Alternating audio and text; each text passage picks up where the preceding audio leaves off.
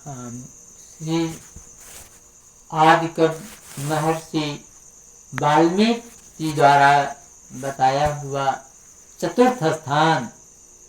प्रभु प्रसाद सुच सुभग सुवासा, सादर जास लहे निसनासा, तुम्हें निवेदित भोजन करही, प्रभु प्रसाद पट भूषण धरही।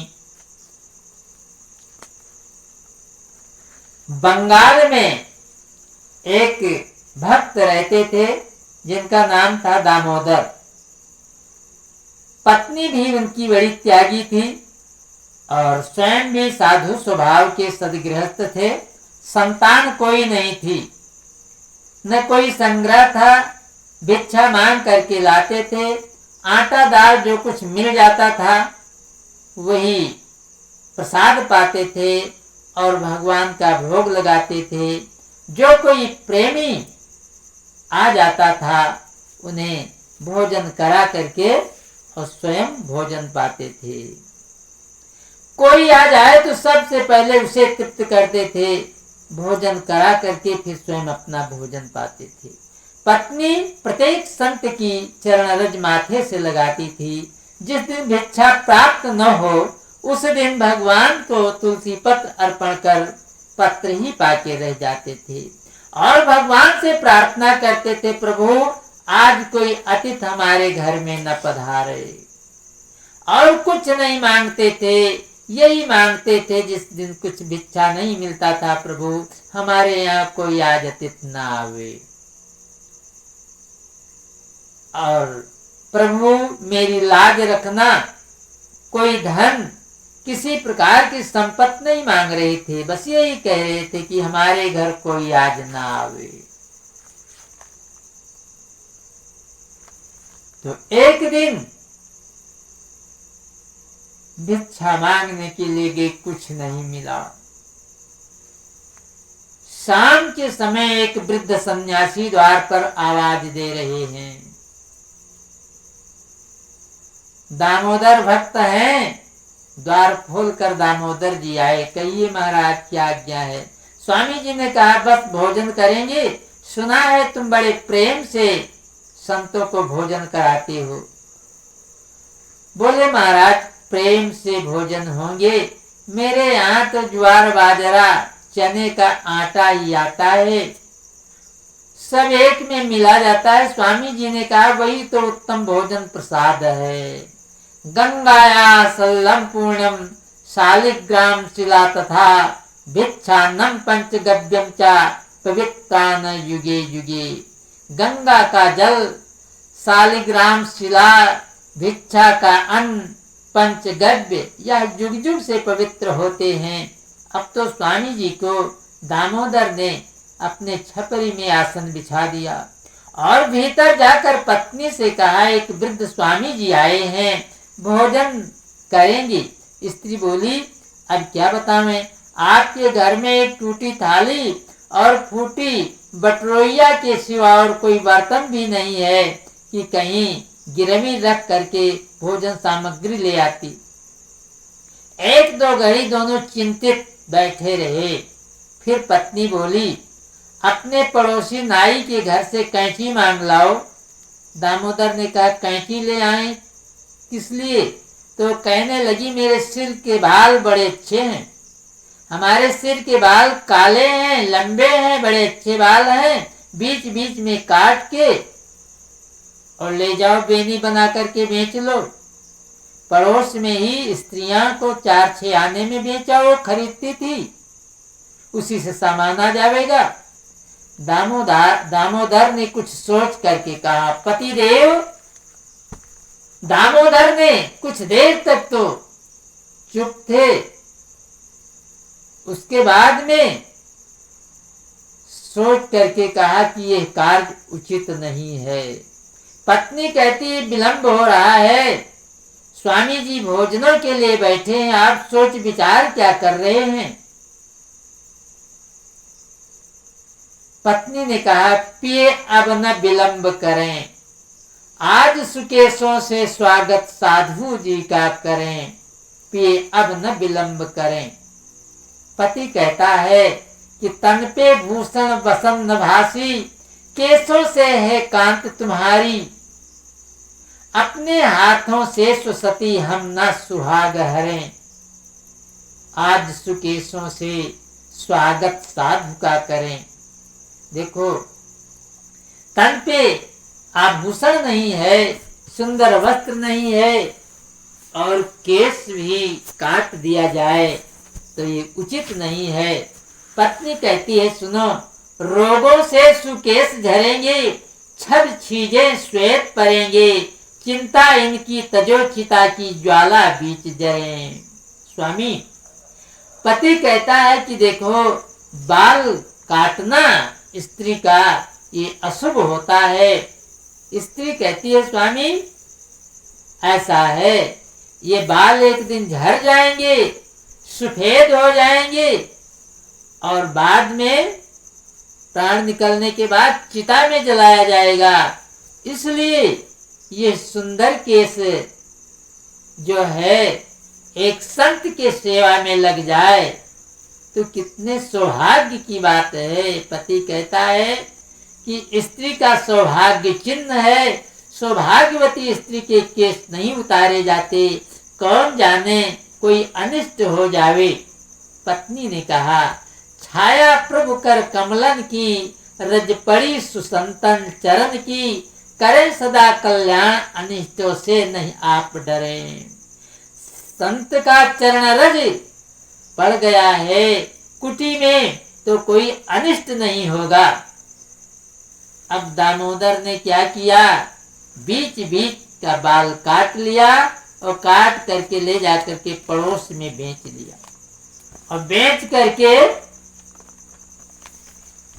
ले आए, चावल लाए, दाल लाए, और भोजन तैयार हुआ, स्वामी जी को पवाया।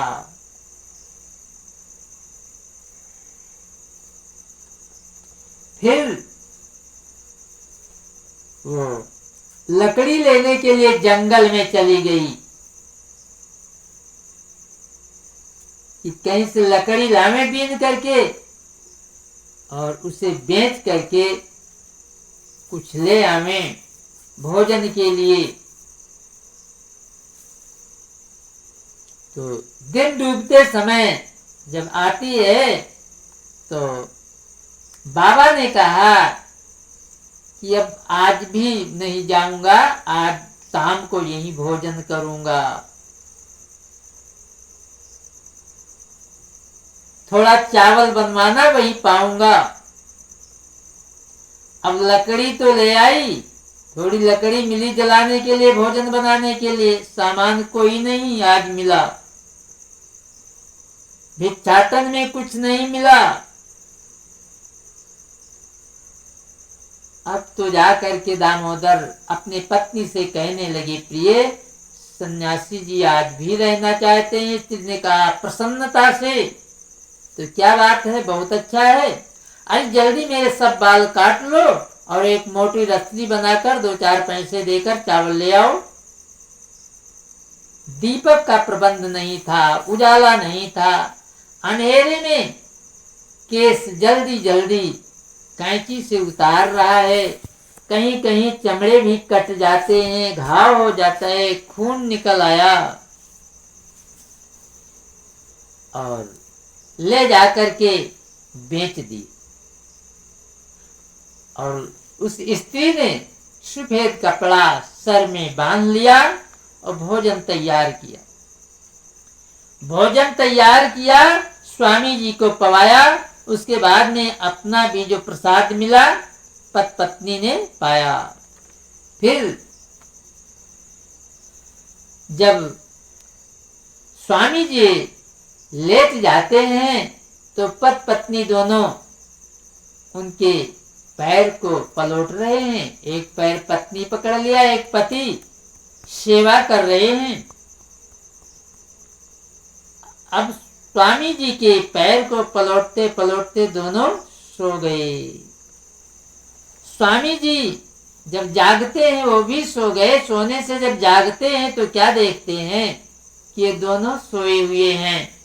और स्त्री के सर में देखा कि खून लगा हुआ है, वो जो कपड़ा बांधे हुए थी वो खुल गया और खून बह रहा है, जगह जगह पर कटा हुआ है। स्वामी जी का वो रुधिर देख करके करुणा से हृदय भर आया और स्वामी जी कहने लगे, केस कमनीयता निहारती है केती नार, केस कमनीयता निहारती है केती नार, केतिक सुगंध भांत भातिन की डारती, केती पुष्प श्रेणी सो चुन चुन बनावे बेनी, केती मृग नैनी मांग माथे पे समारती, एक वे विनीत प्रीत पाले पति के संग, केसहु सुहागिन को अंग एक धारती, कौन ऐसी पत्नी जो सार सुंदरता को एक अभ्यागत के आदर पर वारती, कौन ऐसी पत्नी जो सार सुंदरता को एक अभ्यागत के आदर पर वारती। स्वामी जी उठते हैं, करुणा से उसके सिर पर हाथ फेरा, माता तेरे मुंचित के पुनः सिर वैसे हो जाएं, तेरे शरीर पर स्वर्ण और मणि जटित आभूषण होना चाहिए, कहकर चले गए। प्रातः काल जब देवी जागी तो घुटनों तक लंबे सुंदर केस थे, शरीर पर सोने के आभूषण थे। इसकी प्रसन्नता नहीं थी, पति को जगा के कह रही थी, अरे स्वामी जी कहाँ चले गए, उन्हें भोजन नहीं करा पाए।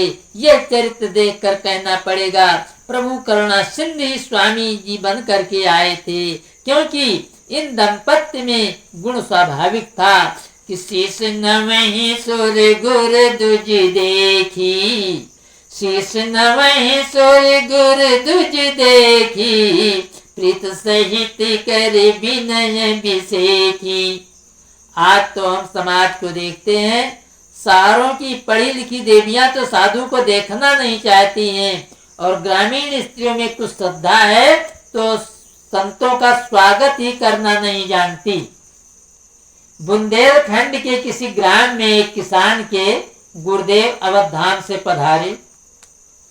टकसारी महात्मा थे। टकसारी साधु के वैष्णवी धर्मानुसार प्रत्येक नियम पवित्रतापूर्ण होता है, प्रत्येक नियम पवित्रतापूर्ण होता है। शिष्य कृषक किसी ग्राम में गया था, स्त्री घर में थी। महात्मा ने कहा, हम अयोध्या से आए हैं, तुम्हारे पतिदेव के गुरु हैं, वह हमको बुलाए हैं। पत्नी ने आसन बिछा दिया। सवेरे के 8 बजे थे। थोड़ी देर में आकर बोली, महाराज भोजन तैयार है। उन्होंने कहा, बहू जी अभी हमको नित्य क्रिया करना है, बाहर किसी कुएं पर जाकर स्नान करूंगा, भजन पूजा पाठ करेंगे, 12 बजे भोजन करेंगे। बहू बोली, आप सब कराइए, भोजन तो तैयार रखा है, आकर कर लेना। गुरुजी ने कहा, बेटी तुमने पूछा नहीं, भोजन जल्दी तैयार कर दिया। वृद्ध हूँ, जब तक आएंगे रसोई ठंडी पड़ जाएगी, ठंडी पूड़ी पाने में दांत कमजोर है, कष्ट होता है। बहू ने कहा, महाराज पूड़ी ठंडी न होगी, गर्म आपको मिलेगी। महात्मा स्नान करने को चले गए। प्रातः काल गए, मध्याह्न पर पधारे गुरु, करके स्नान तिलक माथे पर लगाए के भोजन पर बैठे। तत्काल जो रसोई बनी, हो गए निहाल से प्रसाद पूर्ण पाए के। आचमन कियो बहु रानी से बोले बचन, राखी कौन जतन सो रसोई बताए के।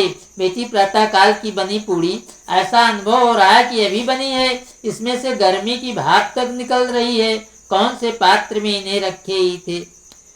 तो बहू बोली, महाराज मैं सब जानती हूँ, ठंडी पर जाती पूरी आते गुरुदेव, मैंने हाल की रोटिन बीच राखी दबाए के। गुरुदेव सुनकर शांत रहे, मुख का कई प्रक्षालन किया, दरवाजे पर लेट गए, परंतु मन मचल रहा था, बमन हो गया। अब फिर भी मन मचल रहा है। सुपारी मांगी तो बहू ने लड़के के हाथ में सुपारी भेज दी। सुपारी चिकनी थी, कुछ काली थी। गुरुजी ने सुपारी फोड़कर एक टुकड़ा मुख में डाल लिया।